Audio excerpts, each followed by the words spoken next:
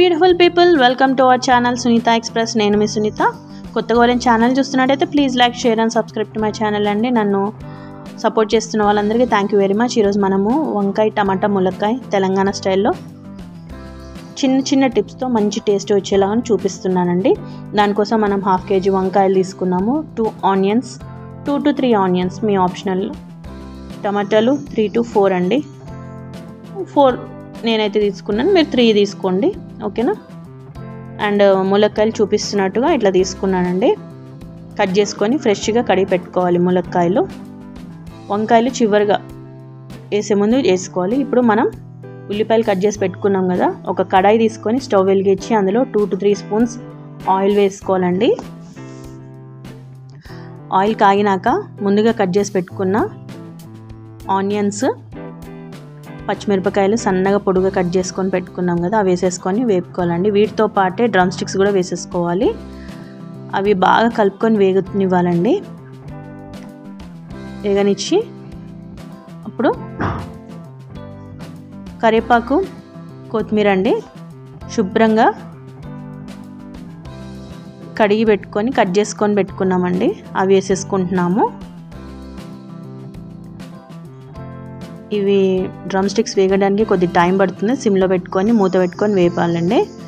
అప్పుడు వాటర్ వస్తాయి దాంట్లో కూడా కొద్దిగా.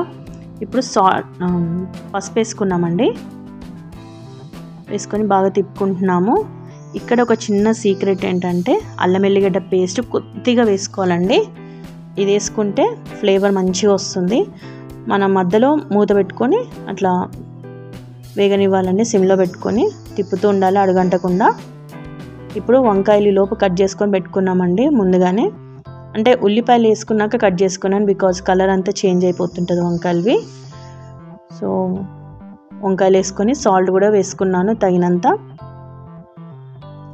మనకు పొడుగు వంకాయలు కాబట్టి పొడుగుగా అట్లా కట్ చేసుకున్నాము. బాగా తిప్పేసుకోవాలండి. దగ్గరికి వచ్చేసింది, అడుగంటకుండా మంచిగా తిప్పుకుంటూ ఉండాలి. ఇప్పుడు టమాటాలు కట్ చేసుకొని అందులో వేసేసుకోవాలండి. అవి కూడా బాగా వేగనివ్వాలి, మూత పెట్టుకొని తిప్పుకుంటూ ఉండాలి. చివరిగా కారం వేసేసుకున్నామండి. నాకు 2 to 3 స్పూన్స్ పట్టింది కారము.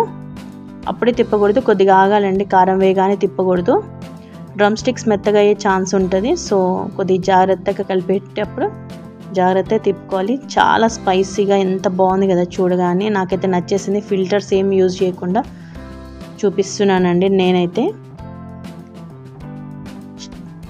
వంకాయలు ఈజీగా మగ్గిపోతూ ఉంటుంది, కానీ మనం డ్రమ్ స్టిక్స్ ఉడికినా లేదా చూసుకోవాలి. అది దగ్గరగా ఆయిల్ అంతా దగ్గరకు వచ్చేస్తామని మనం ఆయిల్లో వాటర్ కావాలంటే మీరు వాటర్ పోసుకొని కొద్దిగా వేసుకోండి. నేనైతే వాటర్ పోసుకోకుండా చేసుకున్నాను, బికాస్ టమాటా, ఆనియన్స్, వంకాయలు వేయడం వల్ల మనకు ఆల్రెడీ ఇందులో వాటర్ వచ్చేస్తుంది మూత పెట్టుకోవడం వల్ల. చివరిగా ఉప్పు కారం చూసుకోండి.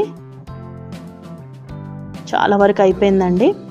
చివరిగా ఉప్పు కారం చూసుకొని తగ్గితే వేసుకోండి.